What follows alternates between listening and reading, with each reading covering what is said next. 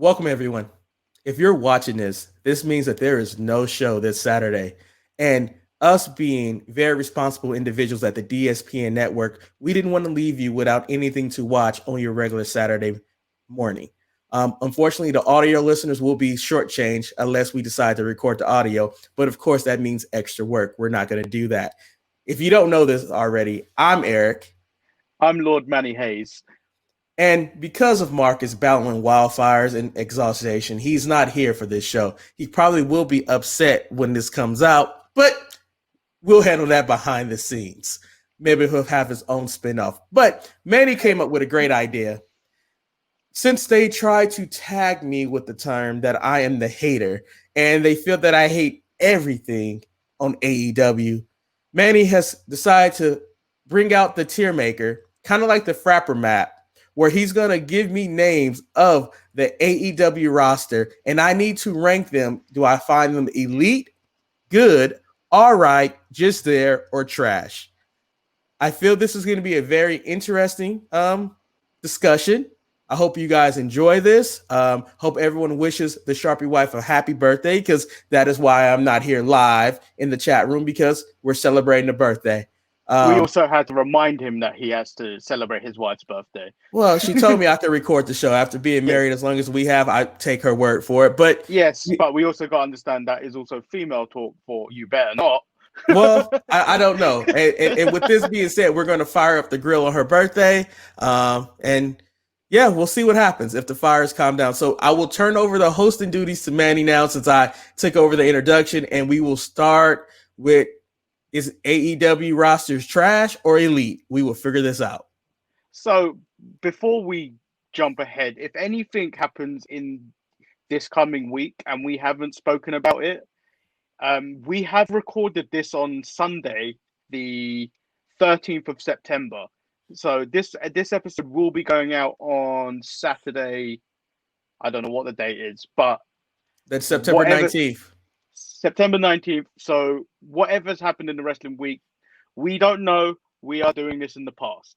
We're also doing it so early that Manny has to bow to the sun, and I have a more deeper voice, because we're trying to do it before NFL football starts, so Manny can watch his Jets be good this season. I believe in the Jets this season, Manny. I do.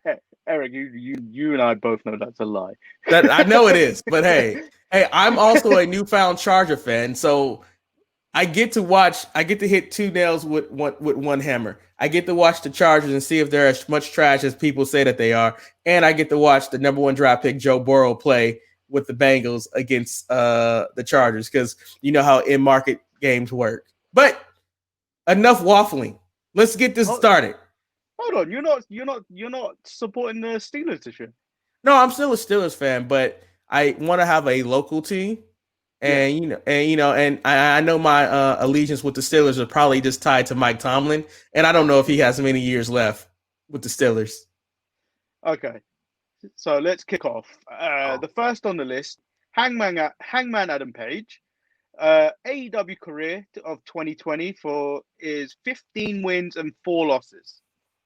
Now, if you would have asked me about Adam Page before everything started, like when AEW first started, and even in his Ring of Honor for days, I would probably put him in between just there and all right, because I'm not the biggest fan of Adam Page. However, throughout the AEW Dynamite watching career that I've had, I will say that he has won me over somewhat, and he has some potential to be a superstar in the making if AEW can get their heads out their asses. So with my first selection of where to put Adam Page, he is going into the good category. I think he is one of the good things that AEW does have. Yeah, I agree with you 100% there. I feel like he seems like a WWE guy.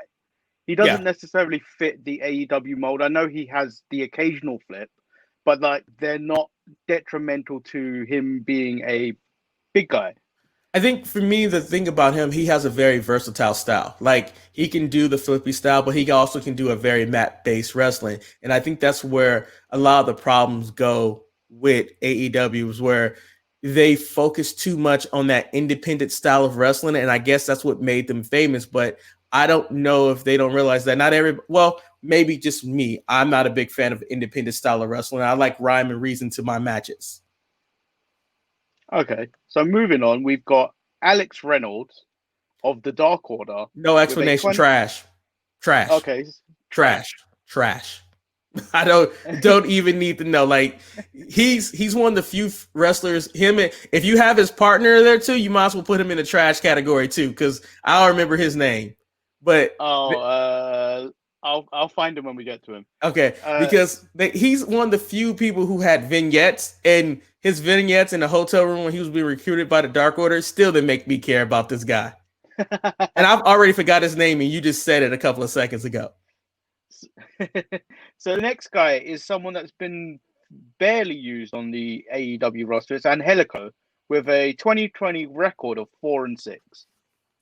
Angelico has a special place in my heart, and so technically, I believe he should probably be in the just there category.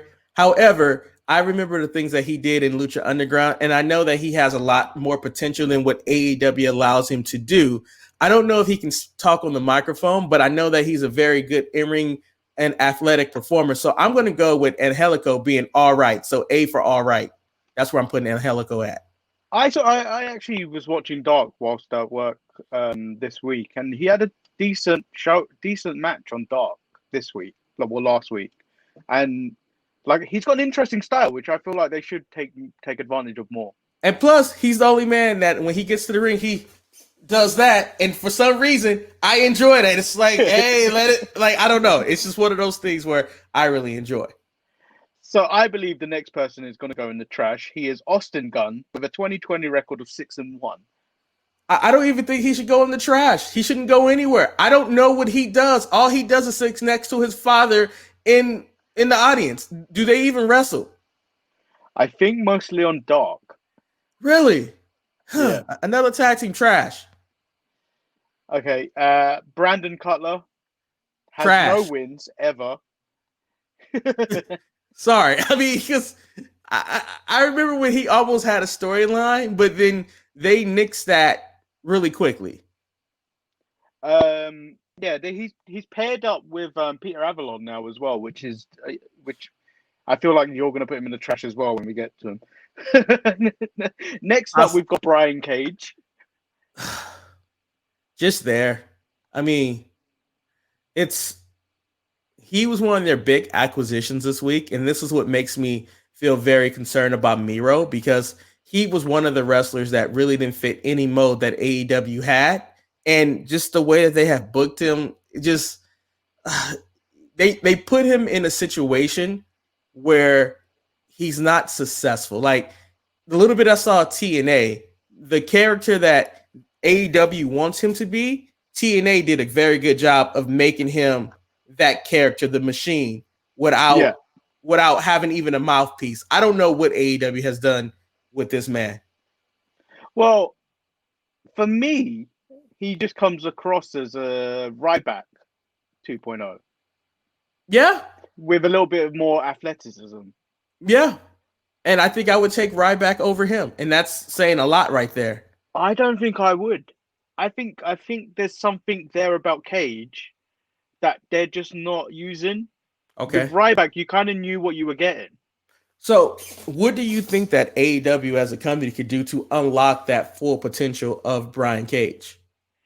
I think it's you go all in with him, pretty much. No pun intended, but like you push him to be this monster guy. You don't put him in title contention too quickly. This is what happened with Brody Lee, which pushed him back a bit. They put him immediately into title contention. And so we all thought, oh yeah, McMahon, he's ripping off McMahon, blah blah blah. And then so you go down a peg the moment you lose all credibility. Yeah. Like yeah, you're putting him against Mox and stuff, but like there hasn't been that thing where they've looked strong. And I think for me, the pairing with him with Absolute Ricky Starks and stuff like that and Taz, it comes across more comical than what, I want Brian Cage to be. Like the funniest thing, Ricky Starks, is probably more profitable, in my opinion, than he is. And if he had Brian Cage body, he might have been the number one recruit in AEW right now. But it's just like something's missing. Yeah. Moving on, we've got Mr. Brody Lee with a record of 10-2, current TNT champion. They finally got him right. Like, I'm glad they stopped all the Vince stuff, and I'm glad they stopped all the other gimmick stuff. I wish they would change his wrestling attire. But outside of that, I think that he's finally the monster that they wanted him to be on their roster, and he's finally getting a chance to shine the way that Marcus wants him to be. So yeah. If he didn't have such a bad start, he might have been the first individual to make it to the elite field, but I'm going to give him good. I always thought, so he still holds himself as a mid-card talent for me, the way he holds himself. But I can see the pushes where he's going towards the more top tier mid-card rather than stuck in the mid-card. Yeah. So like you could see him challenge for the top tier titles and stuff like that. But like I for me, he just seems like, for me, I would put him in all right.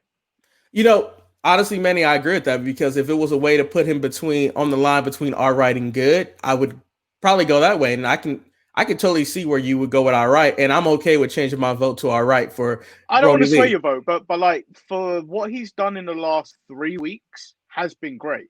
Yeah.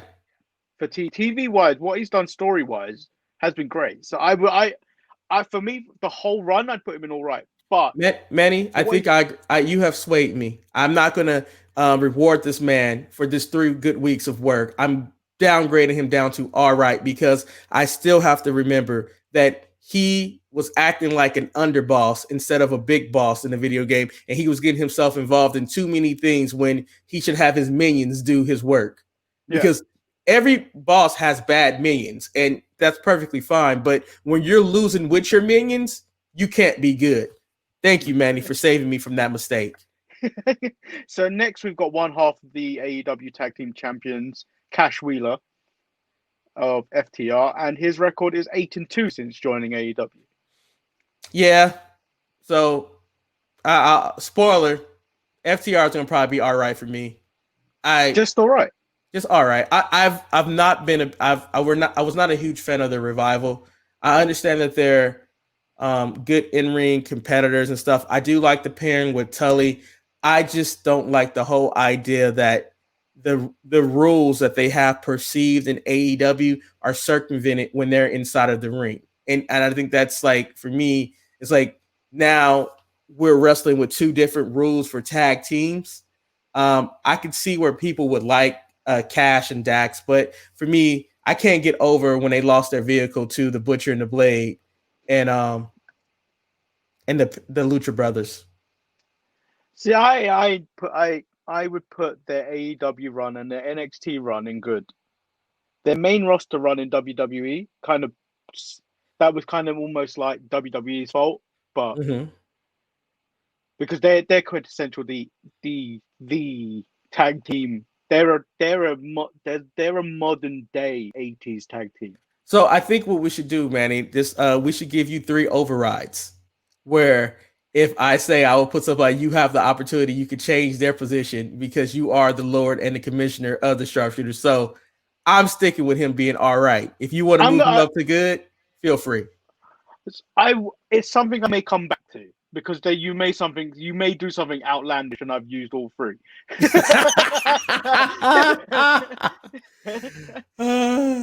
So yes, right there. All right. So next is the demo god, Chris Jericho.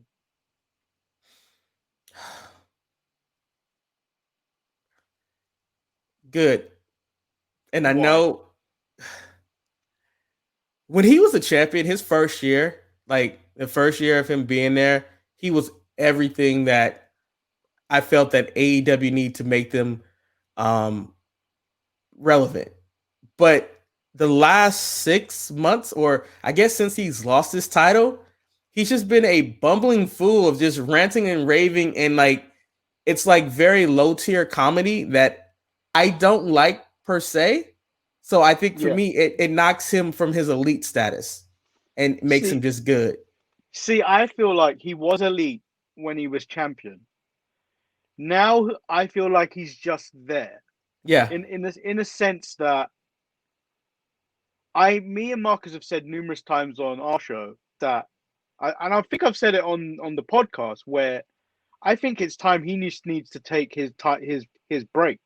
You know, he Yes. just takes a break and focuses on his music and stuff like that. I think this is the perfect time for him to slip away, let other people shine.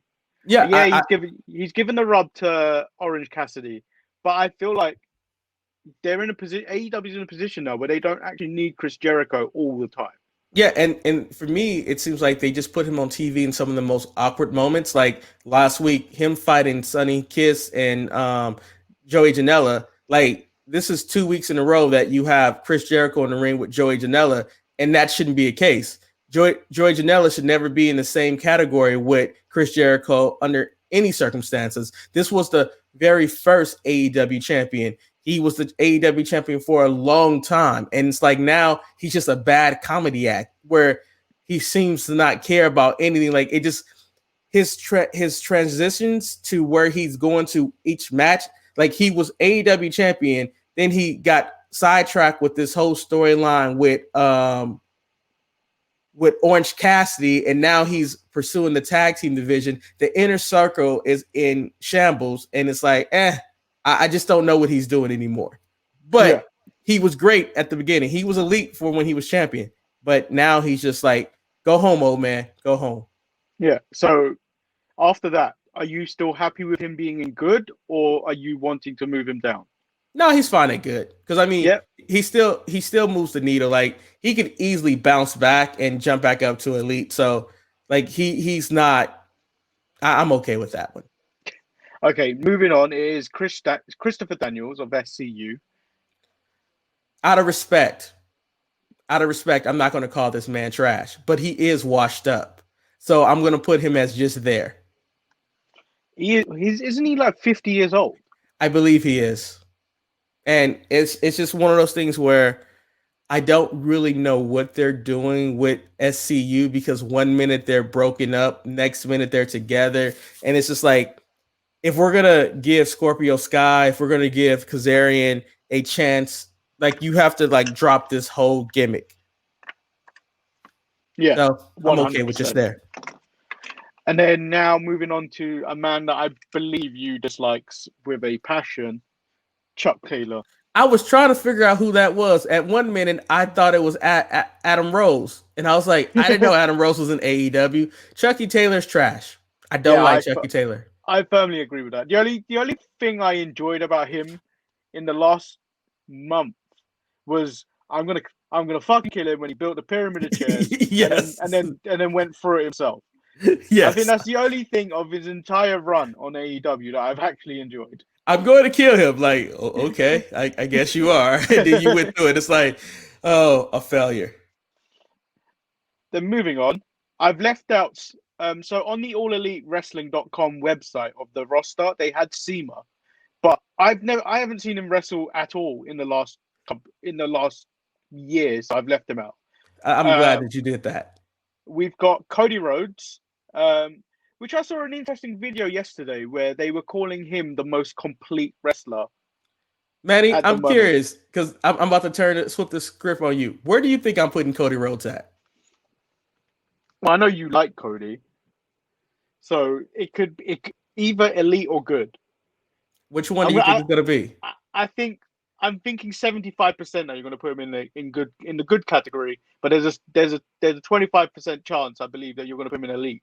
Manny, you should have believed your 25% chance, because I'm going to make Cody Rhodes my first elite person of the roster for the simple reason Cody Rhodes is the one individual that understands wrestling, and he has carried himself like the champion. His slow burn of a turn has been very, well received. When he was doing his open invitation, he was giving people opportunities. It was hilarious seeing him being taken to the limit by Warhorse, but it was like one of those things that you actually look forward to see the TNT Championship title match. Now that the TNT Championship is on Brody Lee, I don't have that same desire to watch any of those matches. And I do miss Cody being on television. If there's things about Cody's character that I dislike. I dislike him having Arn Anderson as his coach because it makes no sense to me. I feel that him and Brandy could just been the pair that came out together and go about their merry ways. Now, what were you going to say with this? Well, so my question is, do you think he's the most complete wrestler in all of the promotions today? The modern day, we're not talking about complete wrestlers in the past. The person that can do it all. I mean, so it's one of those things where Cody's he's like the perfect size to be that Swiss Army knife, because technically, arguably, the most complete wrestler in wrestling right now is probably Adam Cole. And I don't think anyone could argue that he's the one guy that can do it all. But his biggest knock that he has is his height and his size. He doesn't look credible. The thing about Cody isn't the best wrestler, but Cody has this bravado that he carries himself like he's the best wrestler. He's also big enough to have his moves be believable enough to make him legitimize what he's going through in the ring. There's some things that he does that like the whole weight belt spot I don't get, but at the same time it's like Cody is AEW, and people who listen to Cody probably are in a better situation than where there should be, if that makes any sense. Yeah. So do you think he's more than just a 3-star general at this point? Oh no, I still think he's a 3-star general. I mean, I think that he can help lower tier wrestlers have better matches, but I don't think that he can have that 4 or 5-star match unless he's in the ring with somebody like an Omega or someone who can, like, he needs to be the heel where you're beating down the person, and then that way that the face has that great comeback, and that's where it works for me in that situation. Okay, so we've gone from Elite to Colt Cabana. Just there, man. It's one of those things where you always wonder why he didn't make it in WWE or whatever. But I feel like the main reason is that his style does not translate well to national television. Like, it's very good for like the NDCs, like a feel good moment to laugh and all that. But week in and week out, I don't need that. And then like this whole Dark Order membership, now they have some dissension with each other. It's dragging on too long for me. To my point on Colt Cabana is I feel like he could have worked in WWE, but they already had Santino, who was an incredible comedic wrestler. Yes. So I believe this guy could be one of their future stars, which is Darby Allin. And I agree with you, but I think right now he's just good. I would like him to be elite, but I think that they haven't really given him the opportunity to shine. Considering that, you had whatever allegations he was facing at one point about sexual harassment. Yeah. I also think that the style of his wrestling is really going to hurt the longevity of his career. And I know he's been like the body by expect that he did at All Out.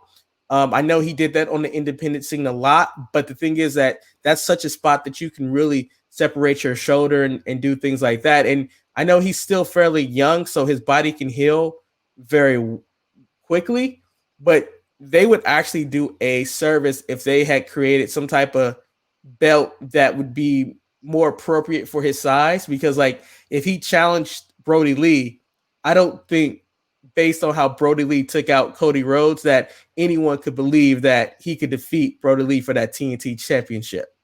I don't know. I it's something WWE have done in the past where it's that David and the Goliath kind of storytelling, and I feel like it could work, but you'd have to do a lot more of Brody Lee beating him down till eventually he gets the win. I think that, like, storytelling wise, I think it can work.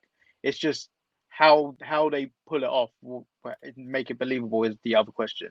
So you see him as like the modern day Rey Mysterio, pretty much. Like Yeah. Eventually he can get it. I mean, and you know what? Because they have sold us the fact that he can tolerate a lot of pain, so he might can take the beating that the big man have to offer.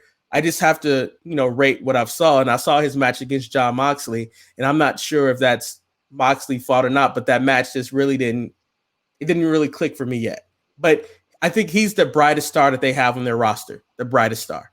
If you would have put him in elite, Eric, I would have had to use my first pass. I Really? feel like putting him in good is probably the Yeah. highest category he can go in right now. Betty, I don't have many elite people. I don't.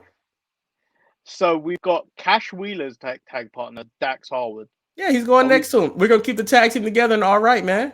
All right. So we've got Cody's brother, Dustin Rhodes, killing it at 50. Let me tell you something right now. I really want to give him good, but that's just being extremely generous. Dustin is a godsend for that wrestler because he is what Cody would love to be. You can put Dustin in a match with anybody. You can put him in a match with Darby Allin. You can put him in a match with Brian Cage. You can put him in a match with Brody Lee. You know what? Damn it. I just convinced myself. I'm giving the natural good out of respect for Dustin Rhodes. I know that might use one of your things, but I'm giving him good. No, I agree. I just he's had some solid matches in AEW, and I think saying he's just all right is you could put him there. I feel he's somewhere between good and all right, and I believe I wouldn't argue with the fact that you're putting him in good because he's had some solid matches in AEW since he's been there. And I think that's one thing, like me watching wrestling, as long as I've watched wrestling, it comes down to, it's not always about wins and losses. It's about what that person does in the ring with their opponent.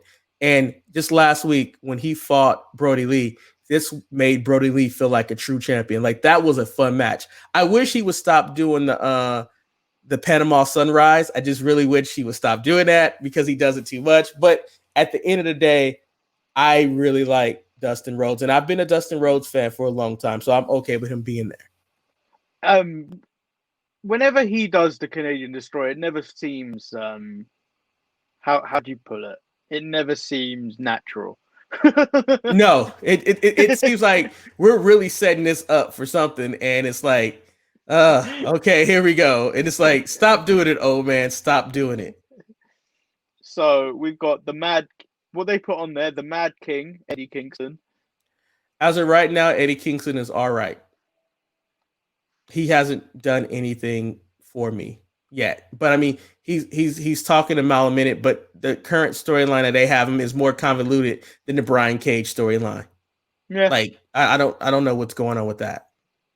So next we've got Evil Uno of the Dark Order. Just there. I don't like Evil Uno. Never have. See, he's got more character on being the Elite than he does on TV. Like right now, you see him like cowering and looking after Colt because Colt's now being showered at, and Evil Uno has been showered at numerous times by Brody Lee. Yeah. But like, he seems to have more character. Like him. So that guy we put in trash, can't even remember, Alex Reynolds or something, and John Silver have way more like character on being the Elite than they do on the TV show, and it's sad because like those things make me laugh, and that's kind of the stuff you always remember. Anything that puts you in a good place, like funny wise, you always remember. No, and I think that's the one thing that, for whatever reason, on AEW Dynamite, they don't do a very good job of letting us understand the personalities of their performers. Like, it feels like it's such a thing. We have to make sure we have a Young Buck match on there. We have to have a Jericho segment instead of like, let some of this younger talent, like, let me understand why Evil Uno could be Evil Uno in this situation.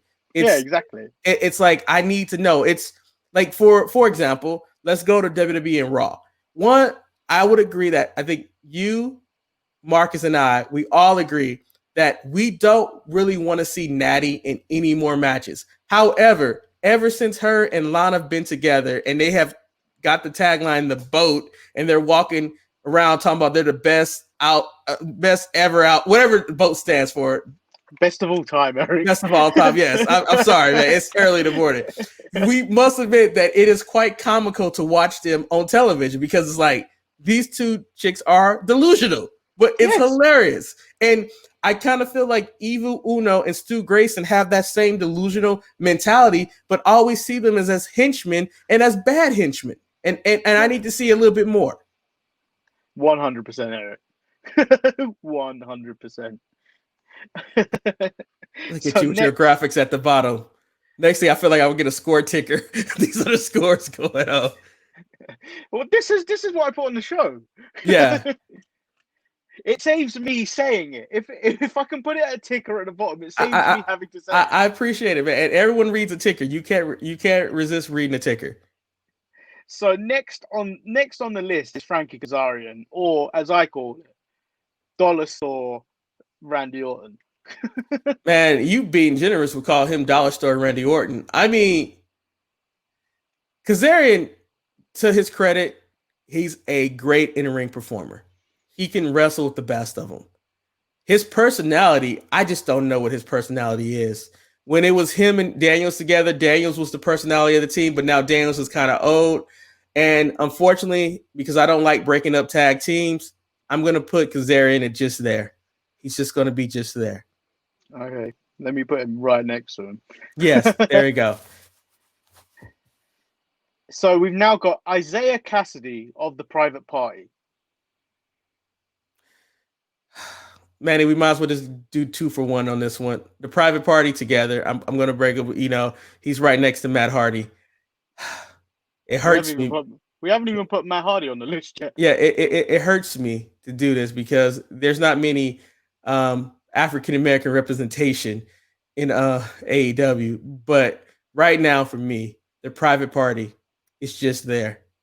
And if I was ranking them individually, Cassidy would probably be in the trash because something about him just doesn't work for me.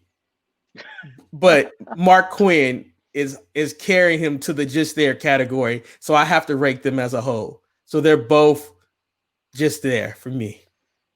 Wow. And I think there's only like 2 other black people on this list, Eric, and you've put them in just there. They really need to fix where they're gonna put them. Like they need to fix what they're doing. And I do have some surprises later on in the night. I do. You'll be surprised. Surprise! I'm looking forward to being surprised, Eric. So next we've got Jack Evans, who hasn't. I don't feel like he's wrestled at all this year. He wrestled with Angelico, but however, Jack Evans is an old dog, and unfortunately, he's probably going to be the biggest name as of right now that I'm going to put into the garbage. I like Jack Evans. He's great, but he just doesn't fit for the style that AEW is doing, and he's holding back Angelico. He's like what Chuck E. T is doing to Trent Beretta. Holding back. Holding back. So we've now got formerly Jackie Swags, now Jake Hager, coming in next. And if anyone knows, and if anyone has listened to the show for the last 15 plus years, everyone knows that I've been a big Jack Swagger fan, Jake Hager. Even when people said that he was the worst world heavyweight champion ever known to man, I was still there supporting him. Unfortunately, today I cannot support this man. He is like one of the worst henchmen. I don't know what he's doing. It's just that he's just there for me. He's just there. He could be better, but as of right now, he is just the fodder to Chris Jericho, and I just don't like the way that they're booking Mr. Swagger in this situation. I agree with that one. There's not much he's done in AEW. Oh boy. I see who's next on the list.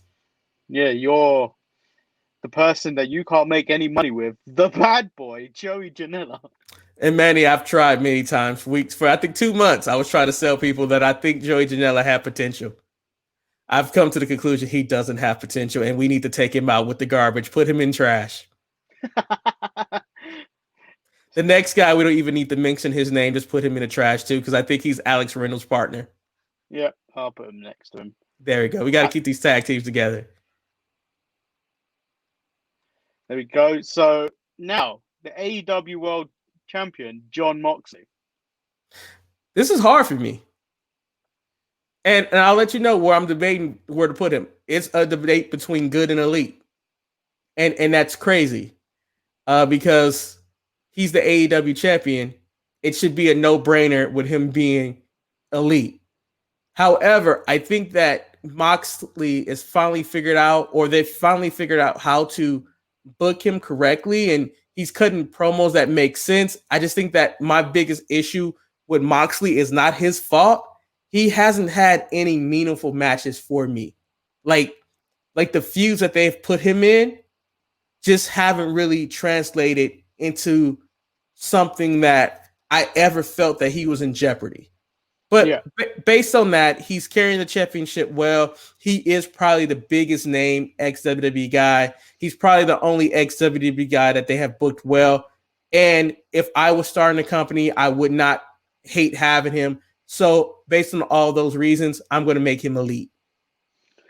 See, the problem I have, and it's not just Jon Moxley, I think it's the way they book their title picture. And it's definitely because I'm a WWE, I've watched WWE for years, is I'm used to, like, say, Randy Orton and, like, Drew McIntyre right now. That potentially has gone on for, like, what, 2 months, maybe 3 months now? Whereas Moxley's feuds go week, like, month to month, like, or, like, so they don't tend to go on. So, like, now from now going on to October, we're going to have Moxley and the Murder Hawk. Yeah, and then that's going to be completely forgotten about whether he retains or not. And like you don't get. I know people are all against the like rematch clauses and stuff like that, but like I feel like you're losing out on so much storytelling by moving on to the next person straight away. And that's the thing that I really hated about the whole thing. Like I thought the MJF Moxley promo, like him trying to outlaw the paradigm shift, getting lawyers involved, things like that. I thought that was a very good story. And now that we have to move off from the story, when there's still things that you can use to keep that story going, because he used the paradigm shift. Whether he did it behind the referee's back, he still used it, and you expected MJF to be making a stink about it. And all he did was fire his staff and get into a little tussle with Wardlow this week. I don't like that. And the fact that the only reason why the Murder Hawk is in this title picture is because he won a battle royal. I hate that because that is no story behind it. It's just like, I won a battle royal. Now I get to fight for the championship. And like, for me, it defeats so many different purposes. It defeats storytelling. It defeats their own ranking system. It's just like, no, this is not how it should work. We should have more substance behind these title matches, because then they just become title matches. And then just like it was with Brian Cage, it's going to be a throwaway match on Dynamite where we can only assume that someone will interfere or get involved inside of this match to make the Murder Hawk still look tough or look strong. Yeah. So next on the list, we've got Jungle Boy, who I've gone on record to saying is, I believe he's going to be one of their future stars, along with Darby Allin and MJF. Despite him being stuck with a dinosaur and Marco Stunt, who will go into the trash, and we can wait to put him in the trash when his name come up, I would put him at good. I think he's one of the brighter stars that they have on their roster, and I think he has potential to be one of their future stars if they figure out how to book him right. I mean, it's a possibility you may need to change his gimmick from Jungle Boy, and you're like, I don't know exactly what they're wanting, but he has a very good physique. He has a good look, and like I could see him and Darby Allin having a feud for years over the TNT Championship and even the AEW Championship. It's just like, it's one of those few young talents I feel like they should invest in. Well, I even felt that way when we saw Jungle Boy versus MJF. I was just like, there's something more here, and this is like a really good match. Yes. I just realized who I haven't got on this list. The person that looks like Jungle Boy, Griff Garrison. Oh, the Jungle Man. I would give Griff Garrison a just there because he's Griff Garrison. So next on the list is the EVP, one of the EVPs, Kenny Omega. I don't think his run in AEW's been like even good. It's been mediocre at best. And like for me, I'm battling with myself right now, Manny, because I'm like, am I trying to give Omega good based on what Omega did outside of AEW? Or has he really been this solid? And quite frankly, he hasn't. And this is not my first controversial pick because this is not who I envisioned, but I'm going to go with Omega at all right. And I know I'm going to get hate for this, but Omega hasn't really done anything. Like, I would say the last 3 weeks, maybe a little bit of character has been coming out with the dissension between him and Adam Page. But you know what? You know what? He has to be good. If I give Page good, Omega has to be good too. But they're not a tag team anymore, so you can do whatever you want.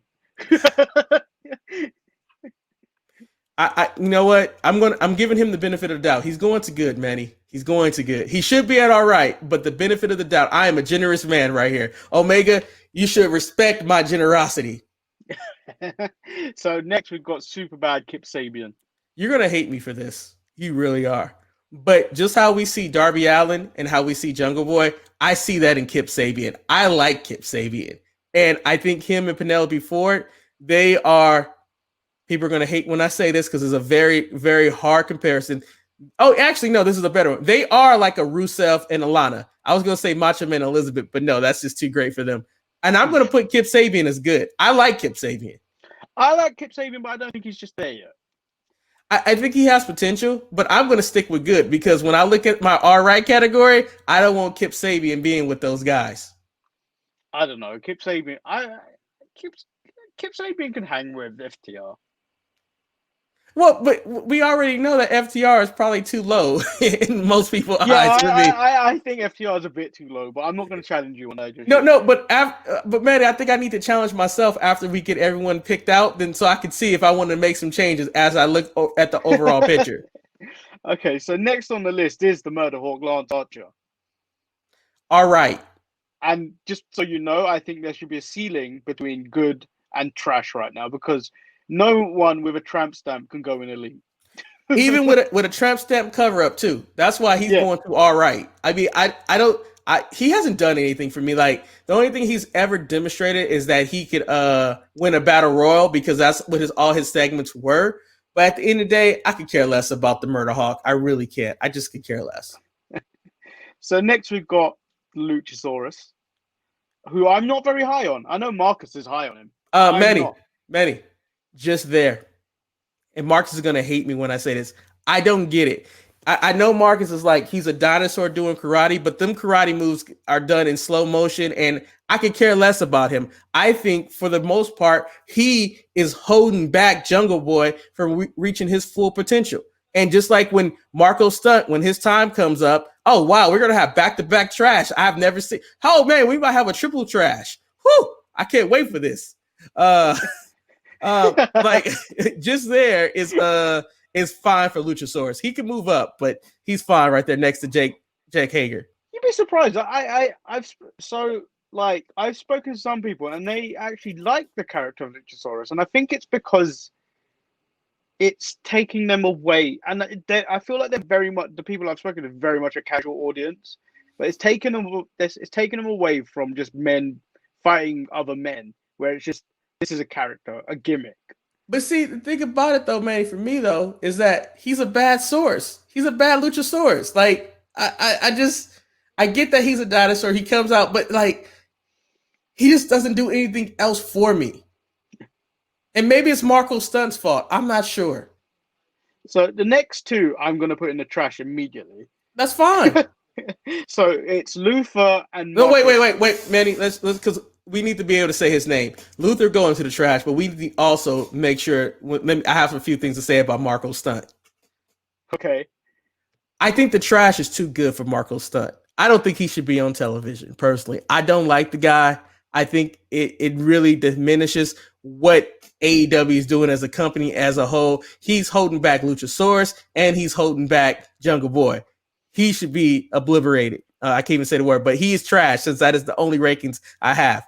Go down there and kick it with Alex Reynolds and the other guy we don't know. So he realistically, you want him to be Thanos snapped rather than just trash. Like that. Like if I could do a Alexa Bliss, kiss it away. Bam. Yeah. Okay, so next is Matt Hardy, who we're not really. So we're not. I believe, like you said last week.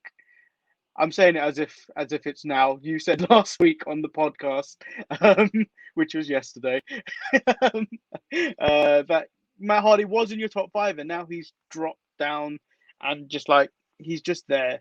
I think his place in professional wrestling now it should be train people. Yeah.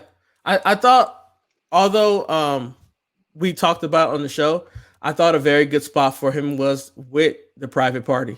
I thought the Private Party could use some tutelage and things of that nature, but he decides that he needs to have a wrestling match. So because of respect of me being a Version 1 supporter, I'm not going to put him in the trash, but I'll put him in there with his buddies, the Private Party. So I'll put Matt Hardy as just there. I just felt like his promo this week was so unnecessary. We did not need that at all. Not 1 second. It was basically trying to cover up the mess that was. Exactly. I felt like there was no place. So next we've got Matt Jackson of the Young Bucks. Can we do Matt and Nick together? You can, but I feel like one is higher than the other one. Really? Yeah. Like for me, they're both going into the all right category. I think the Young Bucks have always been like FTR for me, where it's like I get that they have a fan base and I get that they have an appeal to people, but at the same time, they have never done it for me. And at the end of the day, if you see one Young Bucks match, you've seen them all. See, for me, I feel Nick Jackson is higher than Matt Jackson. Is that the blonde Jackson? Yeah, that's this one. And how come, Manny? Let me know. I'm curious about this. I just feel like he's less over the top, whereas Matt Jackson, whenever I watch him, he's always a bit over the top. He's got this smug face. He's always talking to the camera, which, breaks the fourth wall. But, like, I just, there's too much. I just don't understand him. And I'm sure people are going to flame me for saying it, but I just don't get Matt Jackson. Whereas, like, that time when we got a Nick Jackson singles match versus a Ray Phoenix was probably the best Nick Jackson match I've ever seen. That is also true. And I can see where Nick Jackson has more potential, but he also has a receding hairline. And when that headband comes off, I'm like, ooh, Nick, you're holding on for dear life. You're holding on for dear life. But I can see if you want to put Nick in good, but yeah, but this is your list. This is not my list. Yes, I'm keeping them together right now. I believe this man belongs in the trash. Michael Nakazawa. That is trash. And then we've got the newly acquired Miro. Miro, I have been saying for week in and week out, he was the best free agent on the market. AEW signed him. He came out to the ring dressed in pajamas that are worth more than my car probably because he was Gucci down to the socks. There's no way your car is worth $3,000. Yeah, I know it's worth more than that, but I didn't have anything else to compare it to right then and there. But at the same time, because I respect Miro and I respect him as Rusev, I'm going to make him elite. He hasn't done anything in AEW, but he's getting my elite pass just to go up into elite because I think he's a big player. And the sad part about it, when I'm looking at this elite list and I'm like, damn, they're all WWE guys. This is so biased. Thank God there's MJF who's going to go up there to elite and join them and make me not feel that bad. Well, when you look at the man Rusev, you're looking at someone that looks. He doesn't carry himself as one, but he has the look of a heavyweight champion. Yes. Whereas if you go through the current list of everyone below good, there's only a few that you could say, yeah, he could be a heavyweight champion. And we're clutching at straws because it's basically, I feel like it's Hangman, it's Jericho already, and Omega, and then the rest are kind of like, if you get it, I don't think you deserve it. Let me tell you right now, Manny, in my head right now, I probably could book an amazing program between Adam Page and Miro. Like just the whole, if he came in as the Bulgarian brute and you can have Adam Page be the hero that is trying, like, that whole cowboy situation, like I could see like big numbers being done, but he's coming in as handsome Miro, so I'm not really sure what the direction is going to be for Miro going forward. But as of right now, I'm okay with him being elite. I didn't ask you this on last week's podcast, but are you a little upset that he wasn't the leader of Retribution? Who, Rusev? Yeah, yes. I feel like he would. I think he would have been the ideal leader, because I don't think the way they're going, it looks like it's going to be Dijakovic, and I don't think Dijakovic can be the leader. I think he's a henchman. No, and the thing about it, like the whole thing about Retribution, and then all the comments he was making about how Vince didn't see any potential in him and all that, it fit so well with the whole Retribution gimmick. And basically Lana was still there. There was a exclusive. I mean, but at the same time, he wasn't happy. So, it is what it is. We'll see what happens. I do not think Dijakovic can carry it, but hopefully he's not the leader. Okay, so moving on, we've got the person that you've already said is elite, MJF. Yes.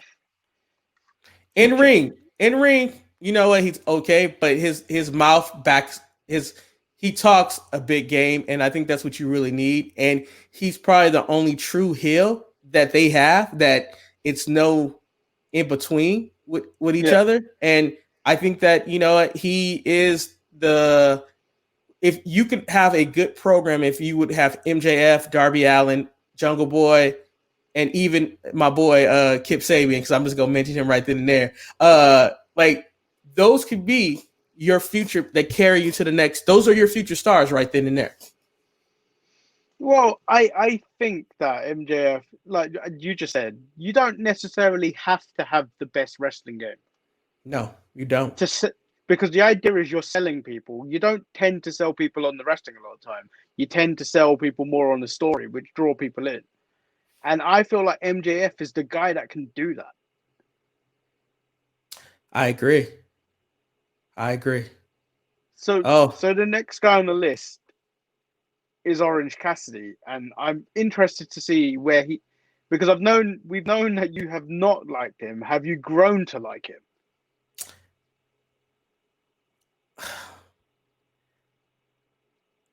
He's still not my favorite, but I understand his purpose in wrestling, and I understand the drawing power that he has.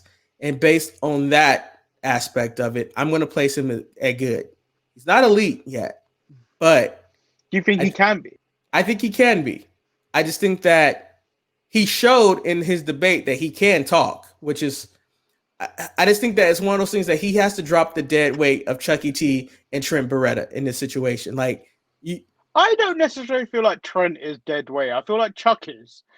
Chuck is, but and the thing is that when you look at that trio, we know Orange Cassidy is the star. He's the one that had the #1 selling shirt in AEW. Trent still needs to find out who Trent is as a person. It's right then and there. Okay, so moving on, let's do them together, Santana and Ortiz. Manny, this is going to be the biggest surprise of the night. They are by far my favorite tag team in AEW, and I think they don't get the respect that they deserve. And for that reason, they're going to be put up there in the league. And I know that's crazy.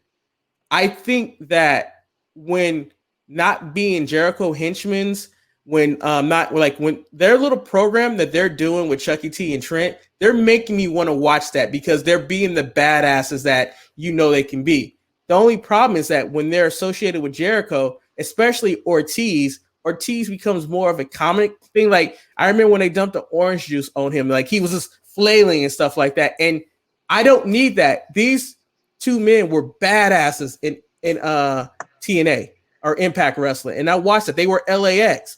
And I feel like they could be the best tag team in AEW if they weren't associated with Chris Jericho. And I think that they got enough from Chris Jericho that they can move on to be the badasses that they can be on their own. See, this is where I feel like they're good. because their AEW run is they have been with Chris Jericho, which is where I leave them at. They're good. I would say they're elite. So this, I think, is maybe the first time I'm going to have to use a pass. Okay. And But, maybe, so I think, yeah. And maybe I did that on purpose. So I could say that I want them to be elite, but I knew you were going to move them down to good. Yeah, I definitely feel like they're good at the moment. I feel like if they weren't paired with Jericho, I feel like, yeah, you could probably go, yeah, you guys are elite. Yo, but like, this imagine though, I think that their styles against FTR style would be such a great program with all of them. Like if they weren't paired with Jericho, like they're the gritty street people, and FTR is a refined, it's one of those things where I see so much potential with them, and honestly, I wish WWE had them because it could help WWE's tag team division so much. Because the only thing that WWE has that's very similar to them is the Usos, but the Usos are kind of in a different level right now. Well, for me, other than the New Day, I would say probably the Usos are probably the best tag team the WWE have got. Yeah, they're 1 and 2, and that's it. Because everybody else, I mean, Nakamura and Cesaro, they're makeshift, but that's who all Cesaro's tag teams are. That's why he's like a 16. Amazing. Yeah, it's like he's a tag team wrestler. We know who he is. Yeah. So now moving on, we've got the guy that's not been on AEW at all for a very long time. It's Puck, or Adrian Neville, better known to some. All right. I mean, just because he hasn't been on TV, I mean, I can see where people can make the argument that he's good, but he's also one-dimensional. He kind of has like the gimmick that a lot of the other wrestlers have on AEW, that they're dark and twisted. Because I mean, like his gimmick is very similar to Darby Allin's gimmick. Also, that's similar to like the Brody Lee gimmick. So it's like, hopefully, when he comes back, he can define himself as a individual instead of just being somebody that's running into the pack. But I can see he's in good company with the Young Bucks down there, and also FTR. So next is I think is probably one of the better wrestlers in AEW, and it's Pentagon Jr. I really want to put him in elite. I really do. I can't because he hasn't done anything in AEW yet to justify him being elite. But I think AEW has plenty of tag teams right now. And I think that the best thing to do with Rey Fenix and Pentagon, spoiler, because I've been keeping tag teams together, they're going to be in the good field.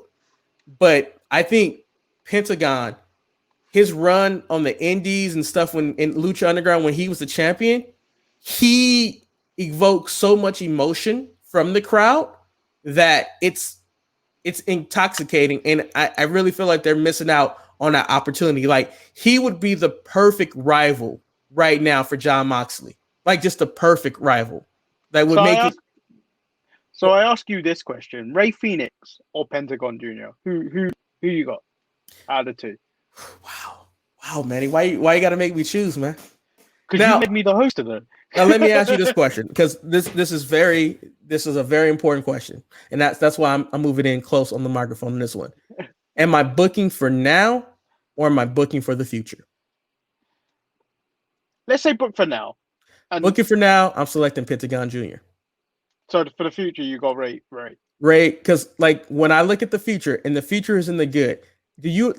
Take Rey Fenix.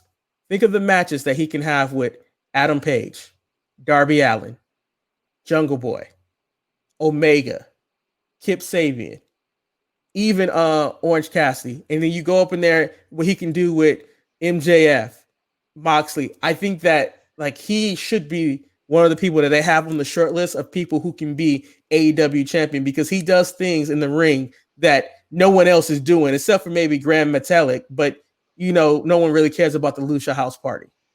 Yeah, 100% agree. Next on the list is Peter Avalon. Trash. Let's keep the thing going. Trash. So next, trash. 10. Trash. QT Marshall.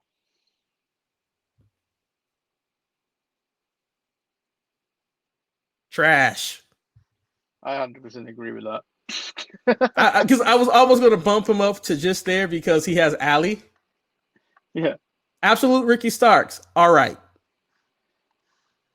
I think I haven't seen enough of him to put him in good. To be No, honest. yeah. So, His mouth is, but he's really small. He's like a fake rock. That's why he's all right for me. Sammy Guevara, despite the allegations, he's good and borderline elite. He has the same. I think he has the same problem that Santana and Ortiz has. He's been with Jericho too long, and it's like, and unfortunately, all they have been done is to be able to take the falls for Jericho. Like they lose constantly, and he has something about him that's different. That once again, you go Sammy Guevara, Ray Phoenix, Orange Cassidy, Sabian, Omega, Jungle Boy, Allen, Page. That is such a youthful roster. That is something that WWE doesn't have. They don't have that youth right there because everybody, and it's just like, like they have potential. And I remember on the show, you guys asked the question last week, who do you think would be the first one to jump from AEW to WWE? I think there will be anybody be Sammy Guevara. I think just because he was trained by Booker T, he has an in, and who knows? I don't know if AEW really knows how to build him as, if that makes sense. Yeah, I agree with that. So next on the list is Scorpio Sky, who I feel has definitely got lost in the shuffle since his championship matches. And unfortunately, because of that, he's just all right. He is also suffering from the same issue that Guevara in the Proud and Powerful is, that he's been associated with SCU for too long. And every time they seem like they're going to try to break him out to be his own superstar, something happens where he gets derailed. And like nothing came of him losing to Cody and not even wanting to shake Cody's hand afterwards. It's like that just got lost. And now he's teaming up with the Nightmare family to fight off the Dark Order. Like it was just so useless for me. Yeah.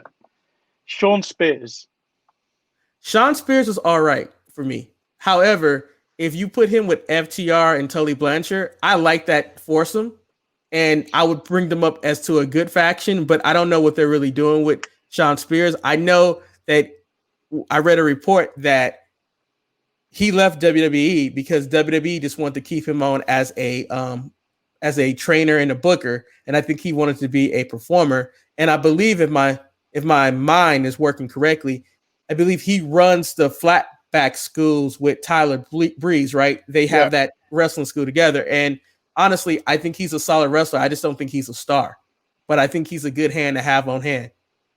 Yeah, I agree with that. I think they offered the same deal to Matt Hardy, which is why he didn't want to stay. And when you look at what's happened in the last couple of weeks, it's almost like, yeah, you probably should have took that deal, Matt. You would have had job security. Your family would have got money. They're not going to fire Matt Hardy, are they? Like of all the cuts they were going to make, Matt Hardy's someone that is worth having as a producer because he's been in the company for so long. He's been in wrestling for so long. His mind for wrestling is great. And he's creative. And he's creative to the point where he can kind of do some stuff in and there, but he's not Jeff. And we all know he's not Jeff. Yeah. Like Matt has the same thing that Matt Jackson has. He has weird facial expressions that just kind of like, why are you doing what you're doing, Matt? So moving on, we've got Sonny Kiss. Just there. I don't know what to think of that. I just don't know. And the man Marcus has done many things to his mother, Stu Grayson. Despite everything Marcus has done to his mother, he doesn't get past just there. He can be with his tag team partner, Evil Uno. Move him next to him, Manny. Don't have him next to Sonny Kiss. He needs to go next to Evil Uno. There we go. Keep the Dark Order together. So now the Butcher and the Blade. Manny, Eric the fan will put the Butcher and the Blade as good. But Eric, the analyst and one of the hosts on the Sharpshooters podcast, know where they really rank at. They are just all right. They're just all right, borderline just there. Unfortunately, that's where they're at.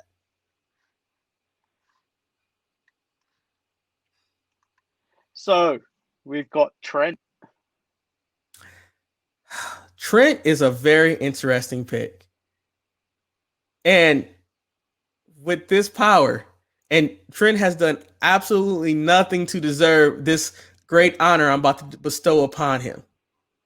But I'm going to put Trent in the good category just for the simple reason I think he can have really good matches with everybody who's on that good tier right there. Really? All right, Betty. I can't even do that. Put him on all right. Come on, man. I tried. I tried. I Damn you, Manny. So the next two on this list that I left on the list, I feel like if booked correctly, they could be big deals.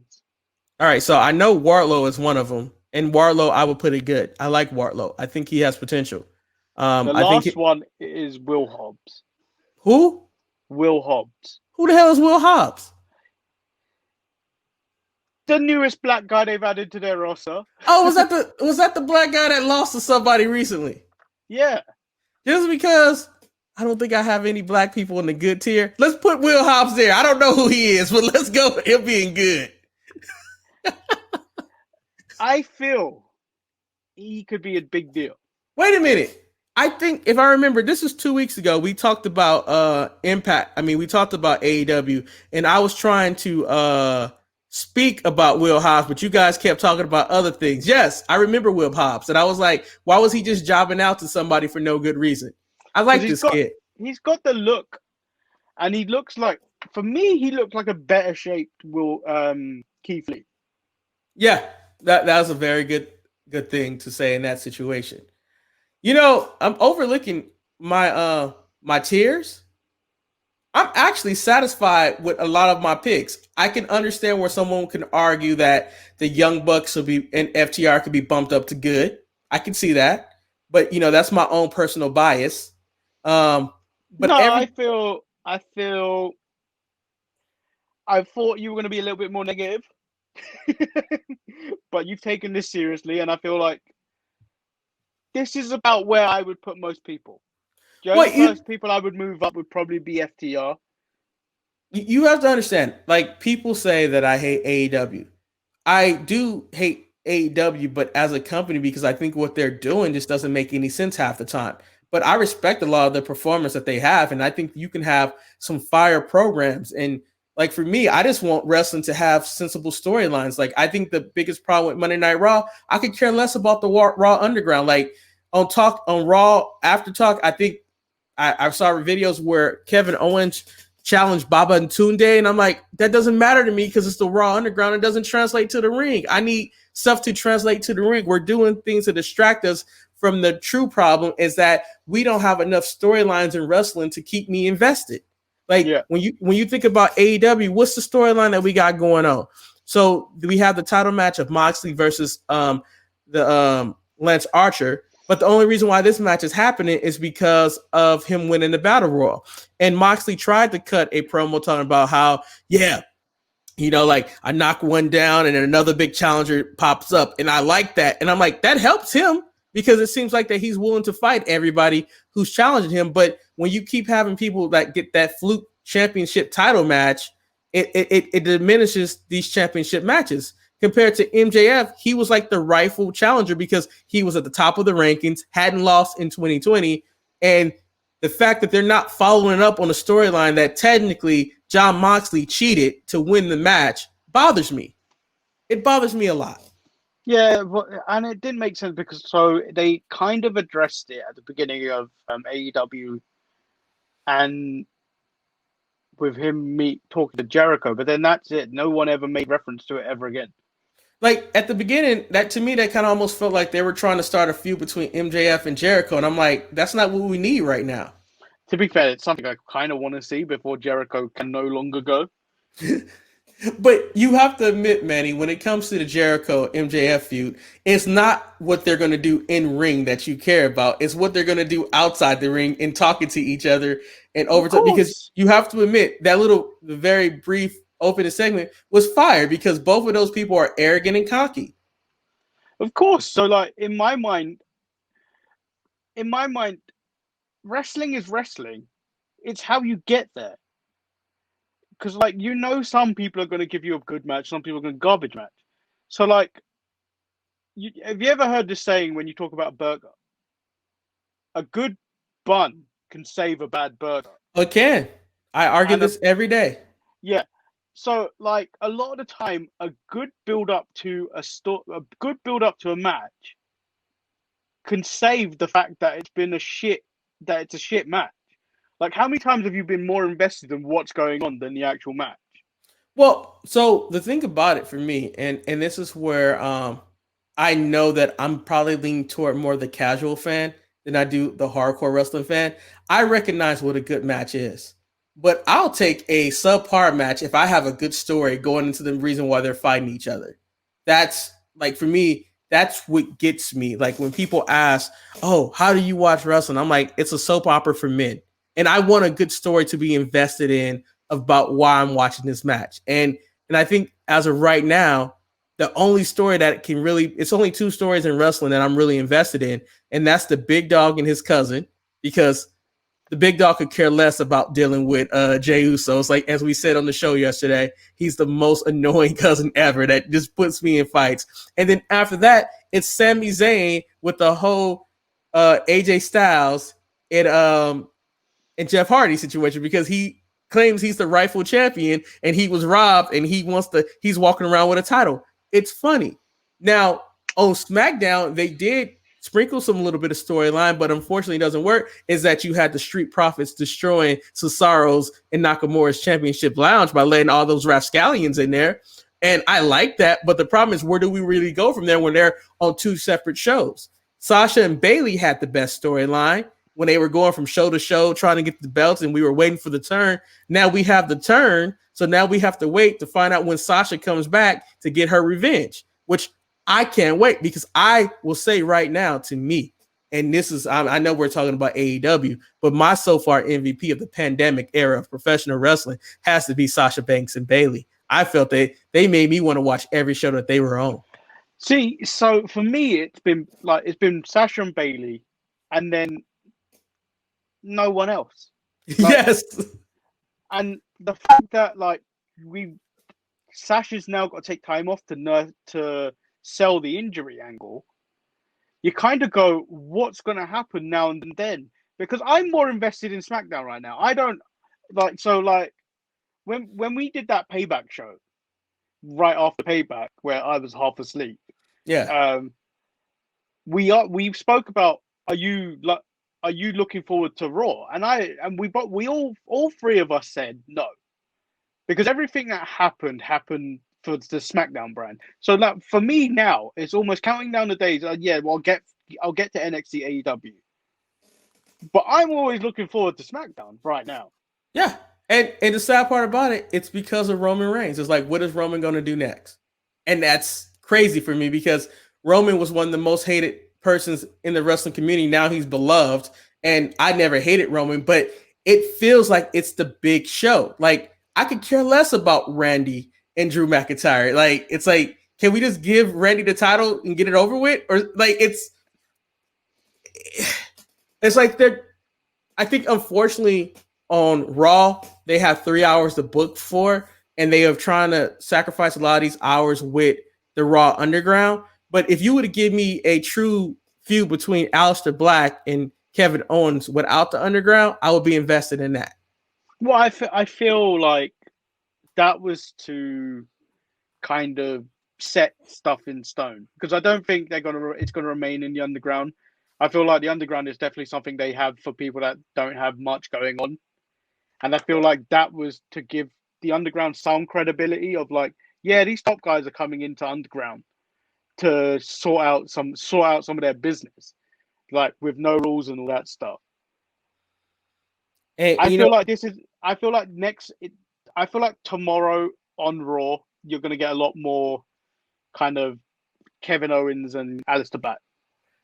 And I'm okay with that. Like, I think another thing that they have invested into a lot on Raw was the Hurt Business. And I enjoy MVP's run, but I'm like, what's the end game? Because there's no other faction that can rival what MVP and Bobby Lashley is offering up. And like, if if their faction and them getting Cedric only leads to them feuding with catering boys, aka Apollo Crews and Ricochet, I don't know if I really want that or not. Yeah. Well, that's the other thing. It's almost like I'm not 100% sure where they go from there because Ivar's out now. So Yeah. Ivar, that seemed from the reports I read and what's various news videos, that seems like it's going to be a worse injury than they had originally thought. I would think so, and I think the biggest problem with the Viking Raiders is they never took the Viking Raiders seriously.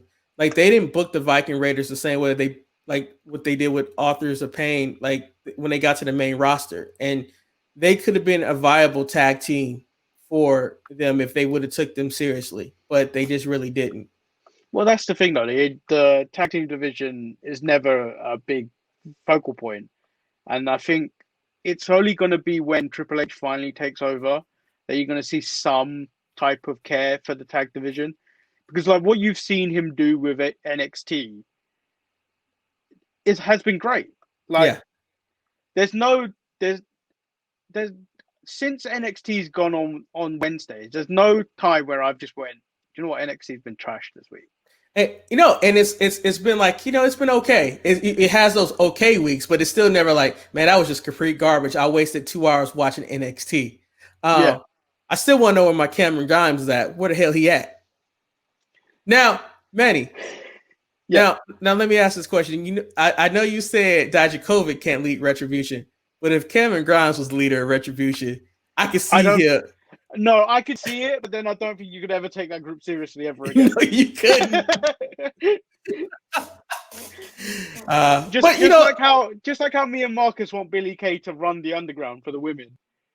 That would be like Cameron Grimes being the leader of Retribution. It would be. It would be.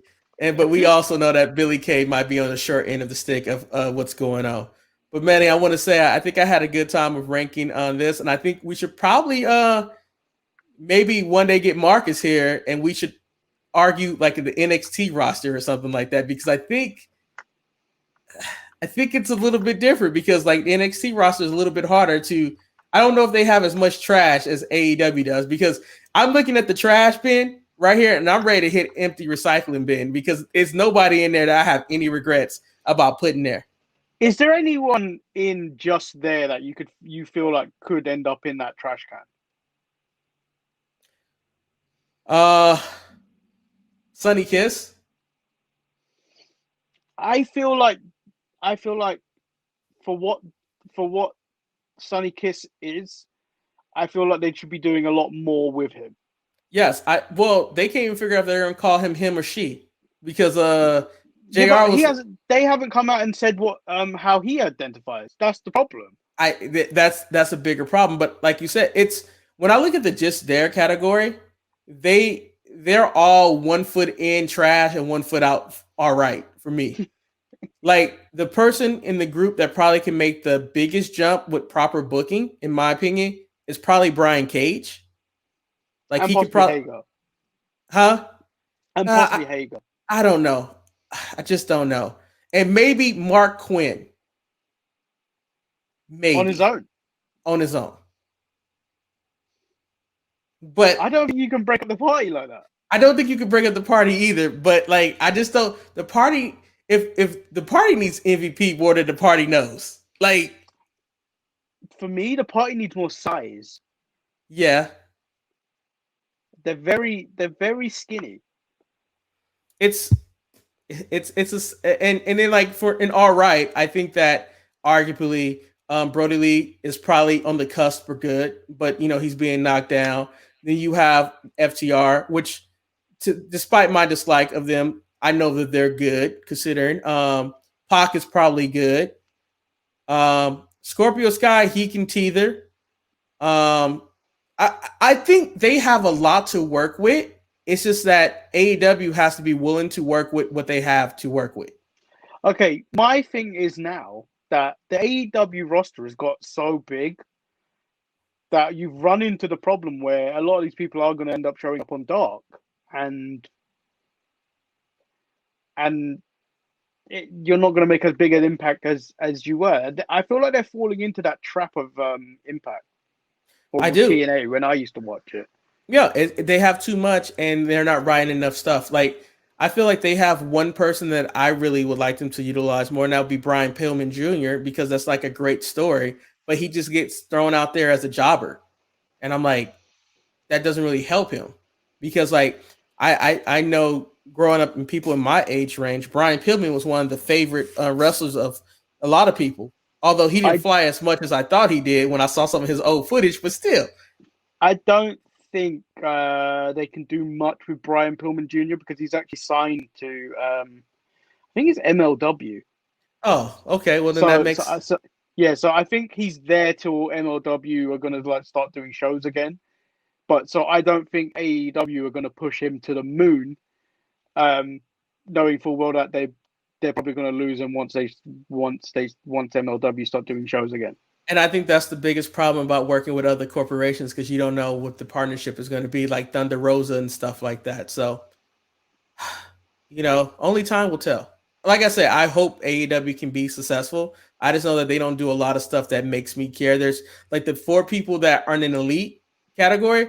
Those are the 4 people that I look forward to seeing on television. Like, I mean, I'm not happy that Kip Sabian is paired with Miro, but it may work. I mean, I think highly of Kip Sabian, so why not? I think Miro can pull Kip Sabian up with him. Miro's that type of charismatic type of person that could pull up someone. Like, we didn't give a damn about Eden English. No. Till he was paired with Rusev. So I feel so pairing him with Miro will probably help pull him up to where he's supposed to be. Because at the moment, Kip Sabian was fighting for TV time. Like, he was more in Penelope Ford segments than Penelope Ford was in Kip Sabian segments. That is also true. That is so true. Well, Manny, I think we did a good job right here. I think the people on Saturday who would be expecting this show will really appreciate this. I might even no, I don't think I will. But I could always just run the audio through our YouTube feed, like for the discussion for the audio subscribers. Well, I think I can download this as just audio, and then I could send that to you. Or I could always just give them 2 episodes of the Untitled Manny and Marcus show, which might be a better thing to do. I will think about this. I will sleep on this and I will let you know, because I think that might be the better thing to do, because at least with the Untitled Manny and Marcus show, you guys will be covering the weekend wrestling. And so people will get to hear the take of something like that. The only thing they're going to miss out on is Smackdown. And we can probably, if necessary, me and Marcus can probably cover it the following on week. Tuesday. Yeah, because guess what? I don't think there's a pay-per-view or anything. I think that might be the plan. But Manny, thank you for hosting this. Thank you guys for encouraging me to be a better husband. Now I need to go get me some type of breakfast and watch some football. Oh, actually, I should be watching. Eric, what a surprise! The Bills are beating the Jets at the moment. Oh, no surprise! But let's see because I'm pretty sure Marcus is up right now, since the Clippers have the early game. And let me see what Denver is doing with the Clippers right now. Let me look at this score, because I wish the best for my brother and his Clippers, man. The Clippers are up 13-8. So as of right now, Ravens are up, Colts are up. So Manny, I decided to join 2 survival pools. This was such a hard week to pick who to go for. Patriots, I need you to score because you're one of my teams, damn it. Oh shit. How do you feel Cam's gonna do at the Patriots? I think he should be okay. I mean, it's not like he was a bad quarterback. It's just that he was hurt last year. I don't think he's been 100% for a very long time. Yeah. I mean, I think he hasn't been 100% since he won MVP. Yeah. And I also think that Bill Belichick is a better coach than Ron Rivera, and he won't put Cam in situations where Ron Rivera put Cam in situations to get hurt. Well, I don't. The thing we're not going to see much from Cam this year is him scrambling. I don't think that fits the Bill Belichick scheme. And for me, I think that's give longevity to Cam's career, because the thing about Cam was that Cam was able to throw in the pocket and he was able to scramble, but it was so many times Ron Rivera would design plays where he would just be a running back. And as your quarterback, you don't want that to be the first option. Yeah. But enough of us talking about the NFL. This has been your replacement, the Sharpshooters Wrestling Podcast, and we'll be back with future programming next week. Yes, the B Show audio podcast will be back the week after September 19th. We hope you guys enjoyed this. Show? That's the flagship, Eric. It's the flagship, but the flagship show can always be the less the stellar show. Look at Monday Night Raw. It's the flagship, but SmackDown is where it's at because it's 2 hours and it has the big dog. But I'm Eric, and let me do Manny Hayes. my wave of. What? That wave looks really bad compared to what. Peace. Yeah, no, well, it's my Bray Wyatt wave. I like to take that from the Funhouse. That's my gimmick infringement. You guys have a good one. Peace.